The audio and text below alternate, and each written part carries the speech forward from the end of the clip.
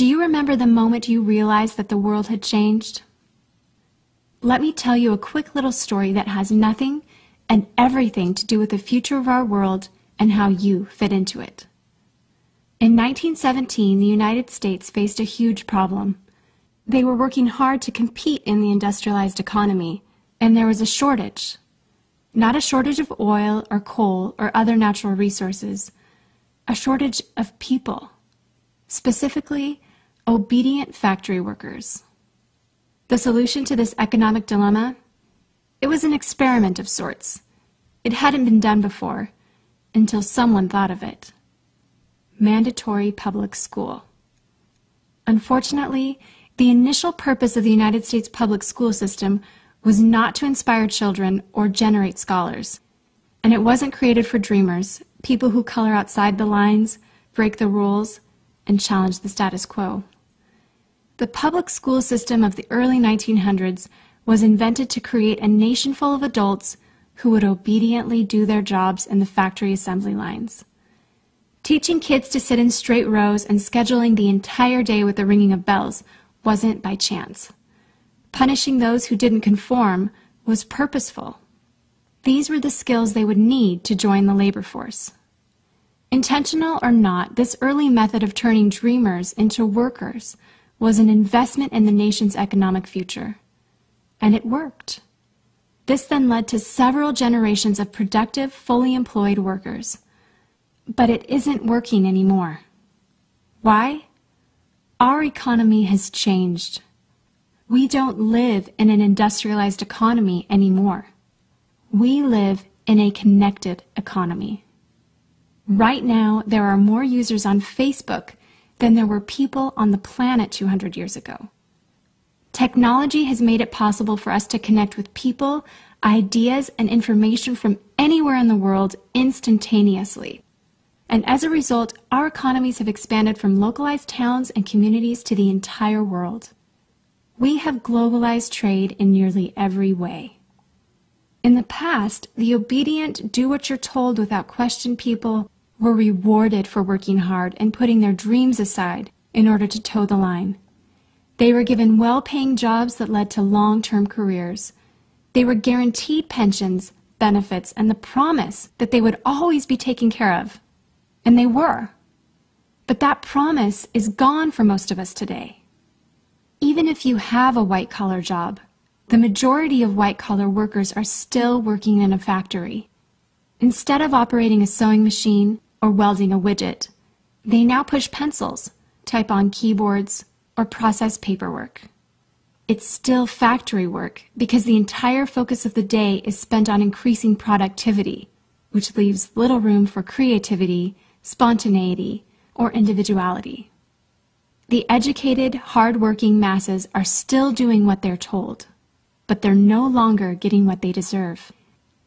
Even if you do everything you are told to do today, graduate from high school, go to college, get a degree, work hard in whatever job you can find, if you're lucky enough to find one, you're not guaranteed anything. Companies are being forced to change or die right now. Layoffs happen much more often than job openings appear, and the highest paying jobs are disappearing or heading overseas at an alarming rate. If you have a job where your boss tells you exactly what to do, he or she will always find someone cheaper than you to do it.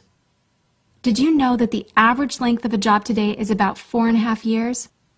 Contrast that to the 1960s when it was 40 years.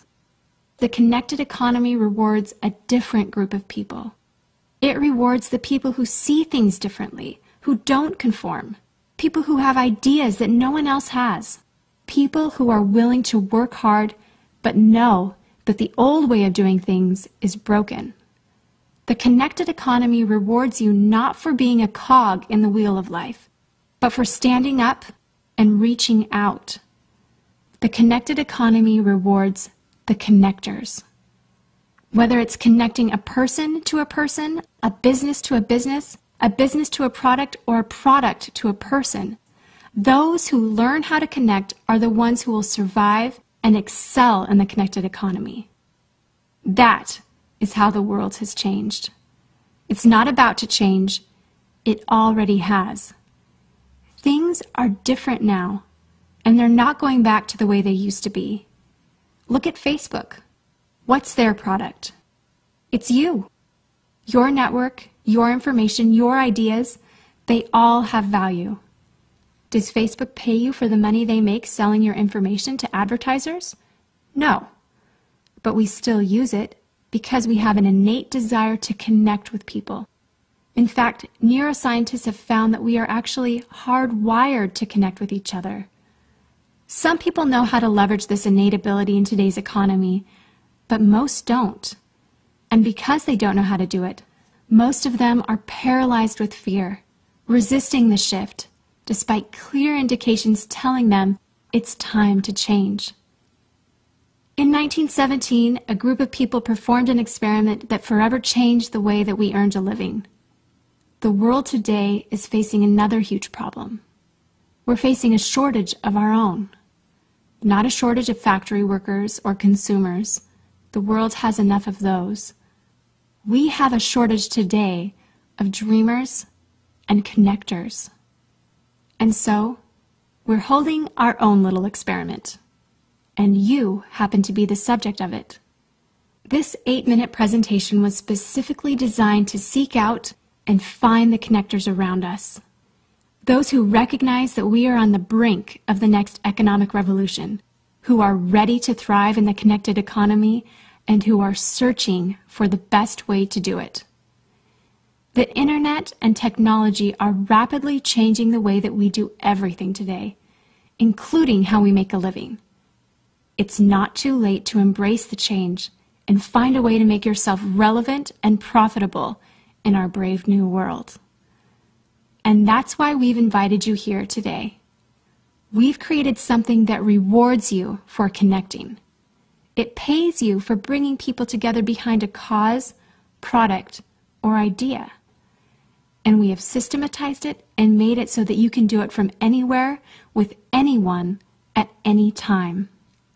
If you are passionate about helping people, if you are passionate about changing lives, if you want to position yourself to be a capitalizing force within the connected revolution instead of just a bystander, let's start now. Do you remember the moment you realized that the world had changed? How about the moment you realized you could change with it? Are you ready for the details?